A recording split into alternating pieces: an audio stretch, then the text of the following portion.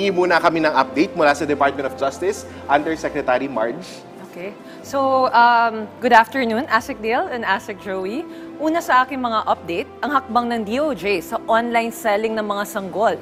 Inatasan ni Justice Secretary Jesus Crispin Boying C. Remulla ang Department of Justice Panel of Prosecutors na bantayang maigi ang kaso laban sa sindikato ng bentahan ng sanggol sa bansa. Kasunod ito ng pagsampa ng kasong qualified trafficking at child exploitation laban kina RJ Escalona Malabanan at Maria Charissa Rivera Dizon sa Manila Regional Trial Court. Ang dalawang akusado ay nahuli ng Philippine National Police sa isang entrapment operation matapos magbenta ng bagong silang na sanggol online.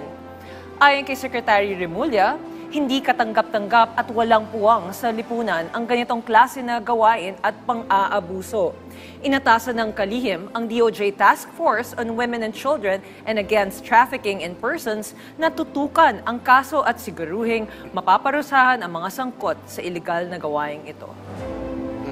Pero Yusek Marge, suportado rin ng DOJ yung 123 agreement tungkol sa nuclear energy. Pwede ba nating ipaliwanag kung ano ito? Tama ka dyan, ASEC Dale. So nagpahayag ng pagsuporta ang Department of Justice sa Agreement for Cooperation sa pagitan ng Pilipinas at United States ukol sa nuclear energy o ang 123 Agreement.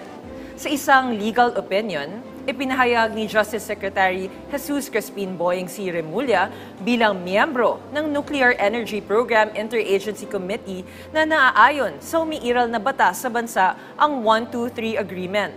Dagdag pa niya, ito rin ay sumusunod sa mga international na kasunduan at policies na pinasukan ng Pilipinas.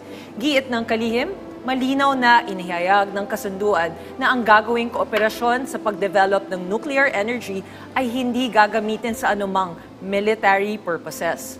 Napapanahon na rin aniya na mas palawakin pa ang Pilipinas ang kakayahan nito sa nuclear energy research upang makadevelop ng iba pang source of energy.